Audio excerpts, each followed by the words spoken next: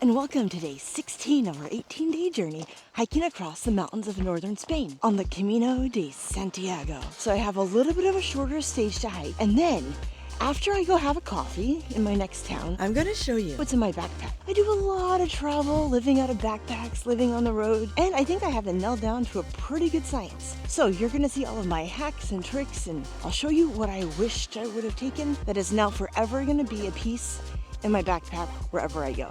We'll get to the backpack, but first, 12 more kilometers of ghost towns, and then a deep, meaningful conversation with some crops.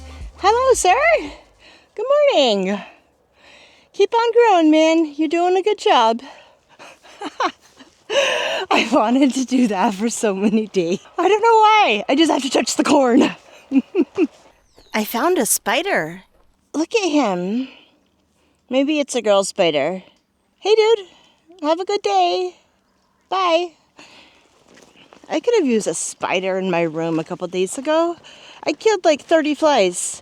No exaggeration. Man, that room needed spiders so bad. And maybe a window. It was like 32 degrees inside. That was hot. Anyway, we're just chilling on this backcountry road. And in a bit, I will appear at a coffee shop where I'll get a stamp. We found a coffee place, you guys. Look. They had kind bars. I haven't seen a kind bar in like 3 weeks after I finished mine. So I'm gonna eat this tomorrow. Okay guys, I'm gonna drink my coffee. After coffee and another episode of my cornfield podcast, I was greeted by the local stray cat ambassador. Good morning. Why do you always give me your butt? Your face is the cute part. I'm not Sir Mix-a-Lot, bro. I like your face. Thank you. Good morning. Isn't he cute? Look at you. He's just getting a suntan, staring at the sun. Don't they say if you're supposed to stare at the sun or something and it makes you a better person? Apparently that's what he's doing. After one more episode of Cropcast and a short dramatic walk in the woods, I'm finally back in my room and it's time to show you what's in my bag. Here's what I have. Fit check. So first I have a visor. I like hiking in the heat with my hair out because it cools my head. Second, this buff. This buff is way more useful than just fashion statement. When it gets smoky, or if there's a lot of cow poop, or a stinky boy that poops in the toilet before you, this is a nice mask. It also wipes the sweat off. It also keeps the sun off of the back of your neck. Because when you're walking, you kind of don't think about the back of your neck, and this visor only protects the front. Buff helps with the back. I have an overshirt. My overshirt has thumb holes, so if it gets cold, then my little hands stay warm. I like hoods on my shirts, so if there's bugs, I can just cover up my head and protect my ears from the bugs, and it makes it harder for them to fly into. Under my overshirt, I have an undershirt. If it gets too hot, I just take the overshirt off. And then I have one layer of pants, as you can see. I like hiking in like soft, swishy pants because hiking pants make noise, and I don't like noise. Yep, I just dropped my pants. Under my pants, you can see that I just have a pair of shorts on. I like these Lululemon shorts because they have 2 pockets. I'm not sponsored by any of this stuff. This is just like the brands and the stuff that I like. Now all of the clothes that I have are really quick drying when I'm on the road because I'll be doing laundry a lot in the sink. I have 2 extra shirts that I just roll up, 2 extra pair of shorts that I've been rolling up as well. I have 2 pairs of underwear, and then I have 2 pairs of socks. And after the Camino, it's always nice to chill out, get out of the sweaty clothes, and just get into something more relaxing. I just have like a pair of very thin pants that roll up. I have a shirt that I have that you probably have been seeing me wear every day if I put that in the vlog. And then I have a bra that folds up to nothing. A lot of this is about size and not necessarily style because you're packing in a backpack. Recovery is key. I have a pair of Skins recovery tights. Again, but these are the tightest compression that Skins have. I'm clearly a fashion vlogger. Now these recovery tights, I put them on after I go for a walk.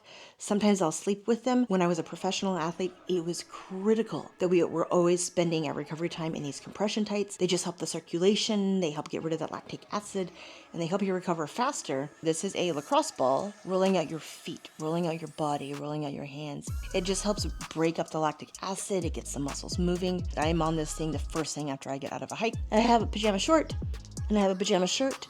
Do I need this? No. I could have slept in any of these other clothes, but I wanted it. So I brought it, and it's like, It's this big and it's not very heavy, so I'm gonna take it. This is a dry bag. If it starts raining a lot, I'll just like pop all my clothes in here so they stay dry. For laundry, I can just put a little water in here. I can put a little soap, shake it up, wash my clothes in here. Now these, they're just concentrated laundry detergent. I usually take half a laundry sheet when I'm doing laundry, put half a sheet in my little bag or in the sink, and then wash my clothes as normal. So it smells really good. Guys, I'm sick of tuna. But tuna is like the only thing they sell in stores here that packs well on the trail. And it's necessary to get protein on the trail. And I don't see a lot of restaurants and that sort of stuff selling protein. I've been hiking with Kendall Mint Cake, 85 grams of pure sugar. I tried to hike with a couple of bars. And then of course, a piece of fruit. I usually like hiking with a couple of more, but grocery stores are closed. Energy gel with caffeine. I hate gels. I used to be a professional cyclist. I've had so many of these in my life.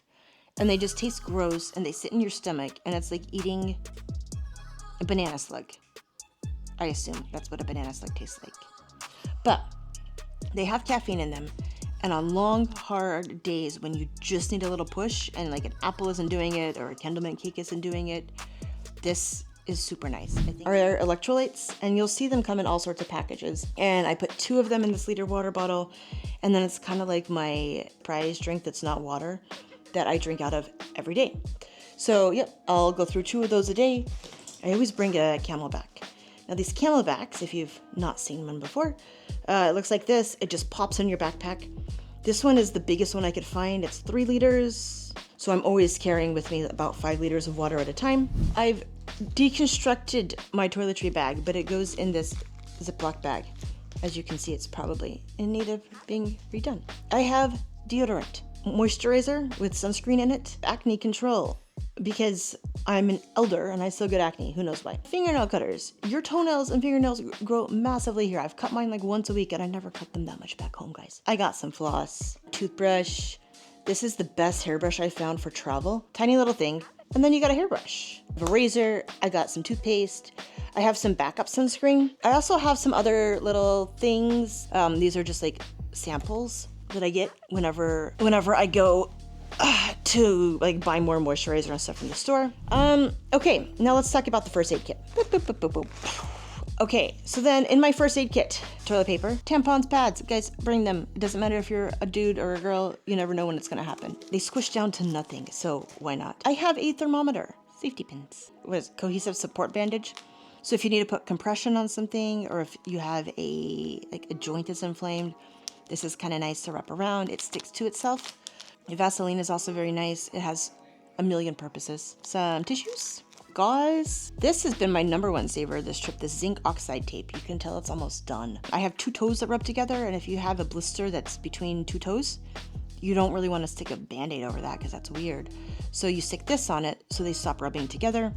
And for the most part, it's good at stopping moisture, you know, except when it's 30 degrees outside and you're sweating all day. An assortment of blister patches. I don't see a lot of this in first aid kits, and people don't talk about it a lot online, so I'll tell you now. It's to help with any sort of like urinary tract infection, and very common in guys and in girls when you're hiking in hot stuff, you're in tight clothes, you're in sweaty clothes, and stuff happens sometimes. It's a heat retaining foil blanket. So it's those silver blankets that you see marathon runners covered in after they finish your race. Like after your body goes into shock, you get really cold, and this helps to trap some of the heat in the body. Now, there's going to be one thing that I discovered during this trip that is now going in my first aid kit from now on out. It's an FFP2 mask. And turns out you never know when you're going to get caught in a forest fire. And I guess it could be useful also, like if you have high allergies and you're walking through an environment that you're just super allergic to, pop one of these on. Yes, you get hotter. Yes, it's harder to breathe. But alternative is not breathing. So I'd rather hard to breathe than not breathing. I don't know about you. And if you want to beat the heat on a lot of these hikes, you gotta leave in the dark. Buy a headlamp, you guys. I did use my headlamp and my phone when I was hiking because my headlamp is about 15 years old. Yes, you're beautiful. Don't worry. I still like you. But it's just not as light as a lot of the newer ones are. So go spend $20, buy a headlamp. Money. Cash and money. Guys, this is key. Because a lot of the coffee places are family owned, cash just helps with the transaction fees that credit cards charge. That's all I need to go on a hike. But I'm making YouTube videos. Pouch for my microphones and my batteries. reusable power brick. You can always charge your devices. It's waterproof. But what I keep in here is my spare hard drives. I keep a bunch of other electronic stuff in here that I need for filming. You can just hang this also on the outside of your bag. Wonder does an amazing line of gear. So I got a Kindle. This monster is my computer. The reason I have this massive thing here is that it's waterproof. So you have this thing and like you got a double seal, right? Boop, boop, boop, boop. And then my computer fits on the inside. This is probably the heaviest thing that I've been hiking with, and it's a pain in the butt. This is the reality of the life of a YouTuber that's still not monetized yet. Subscribe! So that's all the stuff that's currently in my backpack, and all the stuff that's always in my backpack when I go for adventures and explore. So this is a Osprey Series 36. One tip on the backpack, make sure that you get it fit to yourself. And everyone has a different torso size, and you want to make sure that your backpack fits your torso. I'm now gonna have to put all of this stuff back. I really messed it up, didn't I? That's okay. I'm gonna stick it back in that bag, and then I'm gonna prepare for day 17 of our 18-day adventure on the Camino de Santiago. Because tomorrow, guys, we're reaching Santiago. Thanks for watching. Ciao.